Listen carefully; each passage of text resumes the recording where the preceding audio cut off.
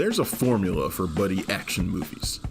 Take two characters with conflicting personalities and force them to work together, solving crimes and bringing villains to justice. Drop them into intense situations and watch them go from butting heads to respecting and caring about each other. It's cliche, but sometimes it really works.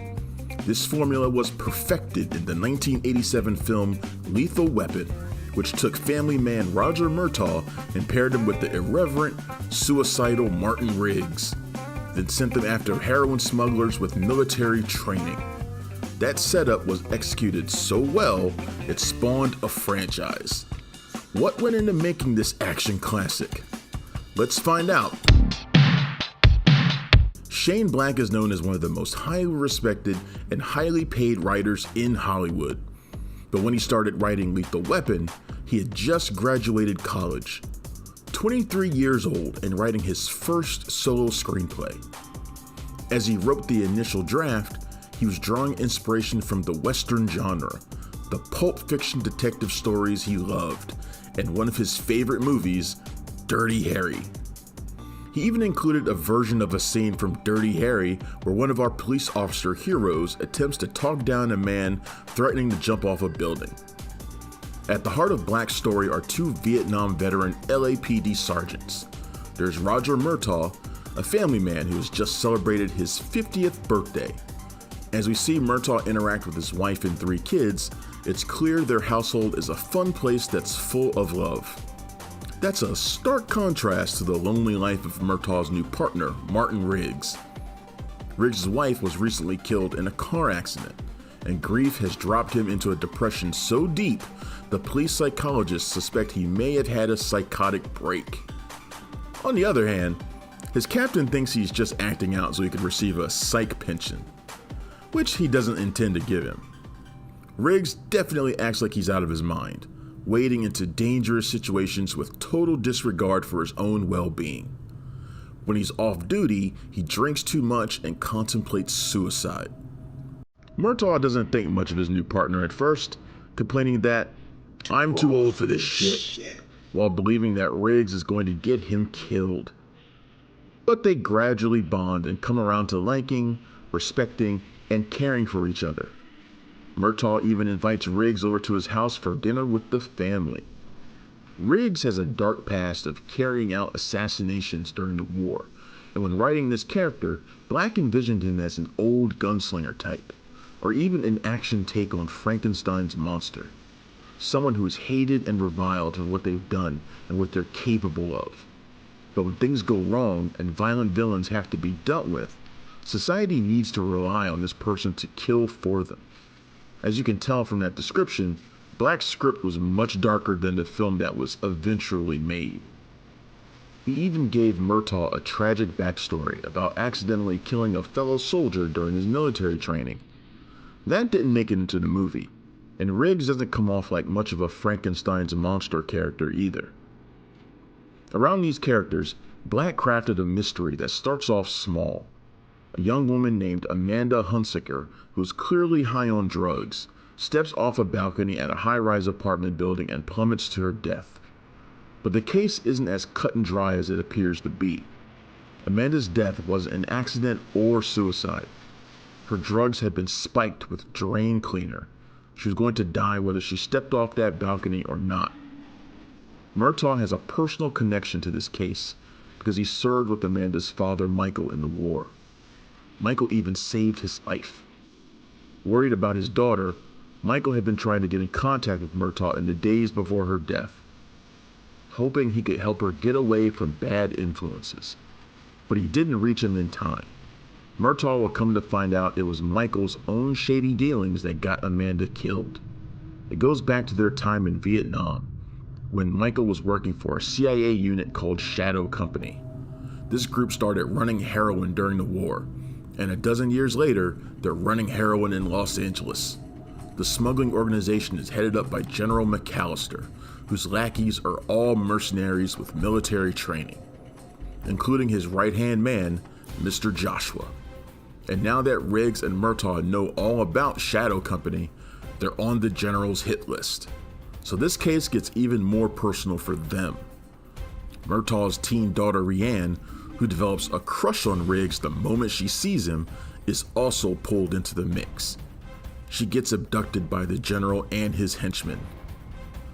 Shootouts, explosions, and assassination attempts ensue, and Black wrote a massive climactic sequence for his script.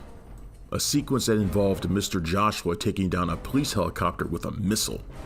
The helicopter crashes into the Hollywood sign, catching it on fire. Then a tanker truck loaded with heroin would crash into Hollywood Hills, sending the white powder drifting out over the burning sign and the city below, like snowfall. Very appropriate since, like many of Black's stories, Lethal Weapon takes place around Christmas. The climax of the film is much smaller. The heroin snow only fills the air of one city block. No missiles are launched, there's no helicopter crash, and the Hollywood sign makes it through intact. Lethal Weapon almost didn't happen at all because Black thought his first draft of the script, which he wrote in 6 weeks, was dreadful. He dropped it in the trash. Thankfully, he dug it back out later and decided to do some revisions. He ended up passing it over to his agent, and after some rejections, the agent caught the attention of Warner Brothers and producer Joel Silver. They ended up buying the script for $250,000. Keeping Black on board to do further revisions, they then began searching for a director. Silver has said his first choice to direct the film was Ridley Scott, but Scott didn't have a great experience working with Warner on Blade Runner, so an offer wasn't made. An offer was made to Leonard Nimoy, who had great success directing the 2 most recent Star Trek movies. But Nimoy didn't consider himself to be an action director, and he was busy working on 3 Men and a Baby, so he passed. That's when Warner and Silver turned to Richard Donner, the director of classics like The Omen, Superman, and The Goonies. Donner felt that Black's script was too dark and bloody, but that could be dealt with in rewrites. It was great otherwise, so he signed on. When it became clear that the script was going to be too dark for Donner's taste, no matter how many revisions Black did, he brought on another writer. That was Jeffrey Boehm, the writer of the vampire movie The Lost Boys, which Donner was producing. That's why you see a theater marquee in Lethal Weapon that advertises The Lost Boys as, quote, this year's hit. Even though Lethal Weapon was released 4 months before The Lost Boys. Boehm was able to add in more humor and lighten the tone of the script. He wasn't credited for his contributions to the first Lethal Weapon, but he would receive credit when he returned to work on the sequels. Sequels that wouldn't have happened if Donner hadn't found the perfect actors to play Riggs and Murtaugh. Black had written Riggs with William Hurt in mind, but the studio wasn't into that idea, feeling that he was too obscure. There are a lot of familiar names on the list of actors who were considered for the roles. It seems like any actor who played the lead in a popular movie released in the 80s was in the running. Christopher Reeve, Michael Biehn, and Rutger Hauer were among the potential Riggs. Brian Dennehy, a potential Murtaugh. Bruce Willis was offered the chance to play Riggs and turned it down, but he did team up with Silver on Die Hard the following year. Donner was interested in working with Mel Gibson, so he reached out to him. Which makes sense, as Gibson was already known as Mad Max, and now Donner needed to cast another character who was mad. Casting director Marion Doherty suggested Danny Glover for Murtaugh, having been impressed by his performance in The Color Purple. And once they got Gibson and Glover into the same room, it was clear these two had incredible chemistry with each other. From just one script reading together, Donner could tell this was a magical pairing. Both actors were technically too young for their roles. At 30, Gibson was 8 years younger than the character of Riggs. At 40, Glover was a full decade younger than Murtaugh. But there doesn't seem to have been any objections to them playing older than they were. Gibson and Glover were both impressed by the script and its focus on the characters and their interactions with each other. With the leads in place, Donner built a supporting cast around them. Several of the actors had unknowingly just secured employment for the next decade, as they would be back for sequels. That includes Darlene Love, Tracy Wolfe, Damon Hines, and Ebony Smith, who played Murtaugh's wife and children. Cast as Murtaugh's 17-year-old daughter Rhiann, Wolf was doing the opposite of Gibson and Glover and playing several years younger than she was. She was only 4 years younger than Gibson, whose character is meant to be 21 years older than her, and 14 years younger than Glover, whose character is 33 years older than Rhiann. Mary Ellen Trainor and Steve Cahn only have one scene as police psychologists Stephanie Woods and Captain Ed Murphy, but they would reprise those roles in 3 sequels. Tom Atkins is known as a horror icon for his roles in movies like Halloween 3, The Fog, and Night of the Creeps, among others. But he shows up in this action movie as Murtaugh's ill-fated friend Michael Hunsaker. The likes of Lee Marvin, James Earl Jones, and Robert Duvall were on the list for General McAllister, but it was Mitchell Ryan who ended up taking on the role. Gary Busey eagerly accepted the role of Mr. Joshua, using this opportunity to show off the fact that he had just gotten back into shape. While Busey is known to have a tendency to go over the top, he mostly holds back in Lethal Weapon, playing Mr. Joshua as a stoic, cold-blooded killer. The character is basically an evil reflection of Riggs. Both are in the Special Forces. They have received the same training, have the same martial arts skills, and they're on a collision course.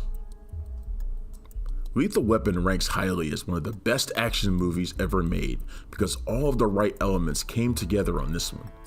You start out with the screenplay written by Shane Black, the script he was so disappointed with that he put in the trash. This, along with the fact that Stephen King also dropped the first pages of his novel Carrie in the trash, really shows that writers are not always the best judges of their own work. Black's script for Lethal Weapon was incredible, blending an intriguing mystery with strong character work and exciting action.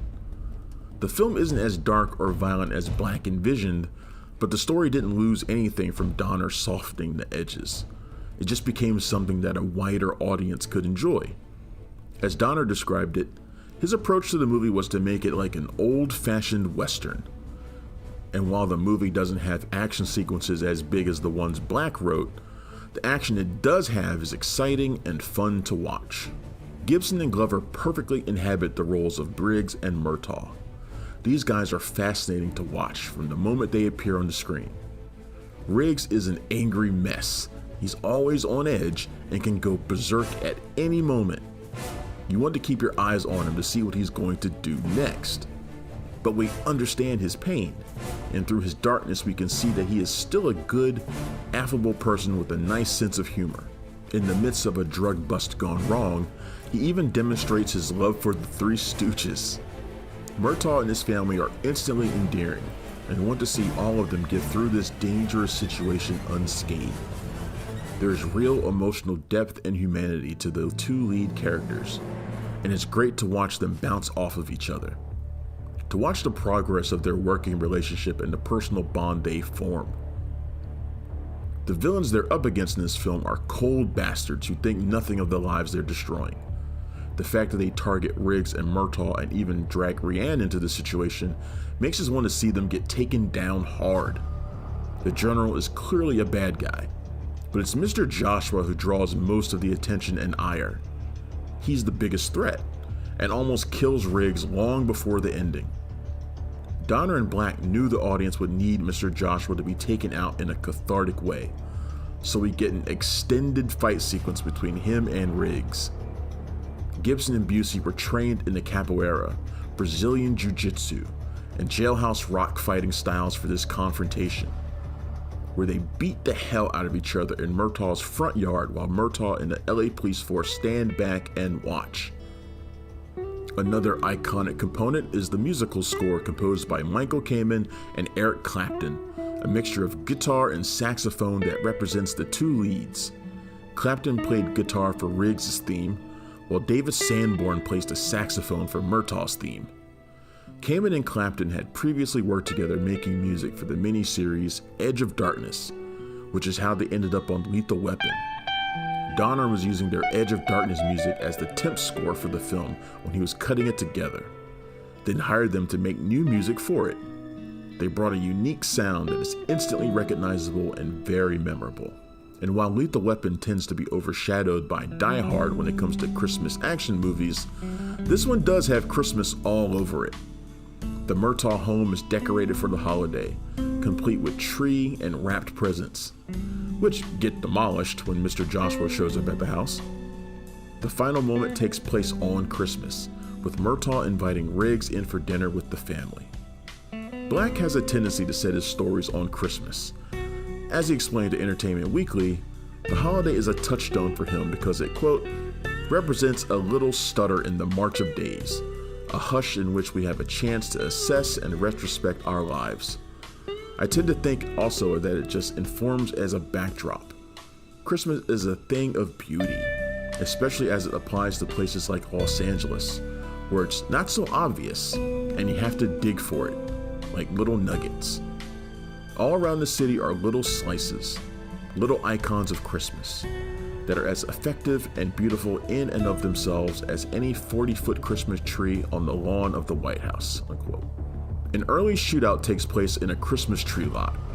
This is one of Jeffrey Boehm's contributions to the script, as Donner was having trouble figuring out how to properly introduce Riggs. His first scene in the script saw him fighting off some thieves in a bar. That scene got cut, so the first time we see him in the movie is a simple moment where he wakes up in his trailer, drinking and smoking, getting out of bed naked. Boehm wrote a scene where he saves the dog Sam from some abusive drunks. That wasn't even filmed. He had to have some kind of intense action moment before he's partnered with Murtaugh. But what could it be? Black had written a scene where a sniper is set up in an elementary school. Riggs handles the situation by walking into the line of fire and taunting the guy before unloading his gun into him. Donner chose to replace this scene with the tree lot scene. Years later, Warner Brothers would release an extended cut of Lethal Weapon that they marketed as a director's cut, even though it wasn't. That cut of the film has both the sniper scene and the tree lot shootout, even though Donner didn't think it worked to have them both in there. Lethal Weapon warranted an extended cut release down the line because the movie was a big hit when it reached theaters in March of 1987. Made on a budget of $15 million, it earned $65 million at the domestic box office. It brought in another $55 million internationally, ending up with a total of $120 million. It went over well with critics, with Roger Ebert giving it a rave review and with the general audience. Lethal Weapon was #1 at the box office for 3 weekends in a row, until it was dethroned by Blind Date, a comedy starring one-time potential Riggs, Bruce Willis. The movie even earned an Academy Award nomination in the Best Sound Mixing category, but it didn't win. Bernardo Bertolucci's The Last Emperor went home with the Oscar. That movie had a 2-hour and 43-minute running time, something that seems to be much more common now than it was in the 1980s. That's part of what makes Lethal Weapon so nice to revisit all this time later. It tells a great story with twists and turns, action, and wonderful character moments. And it accomplishes all of that with a running time of just 109 minutes. When you watch Lethal Weapon now, it's also obvious to see why this would kick off a franchise. Despite the fact that everything is as neatly wrapped up as a Christmas present by the time the end credits start to roll. Not only was it a financial success, but it's so successful at making you like and care about the characters that it leaves you wanting to see more of them. You want to go on more adventures with Riggs and Murtaugh and see them continue to interact with each other. One movie with them wasn't enough. Thankfully, Donner, Gibson, and Glover were all on board with the idea of giving the audience more. Multiple times. Lethal Weapon 2, the sequel that brought in a fast-talking character who quickly became a fan favorite and put our heroes up against a villain who hides behind diplomatic community. Thank you for watching our show.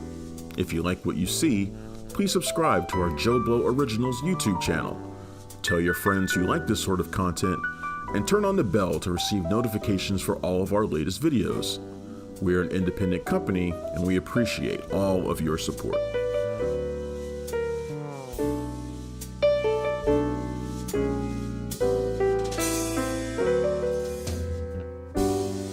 Thank you for clicking on our video, everybody. If you like what you saw here, please make sure you like the video and subscribe and share with your friends who like this sort of content. Joe Blow was created by movie fans for movie fans, and we appreciate your support.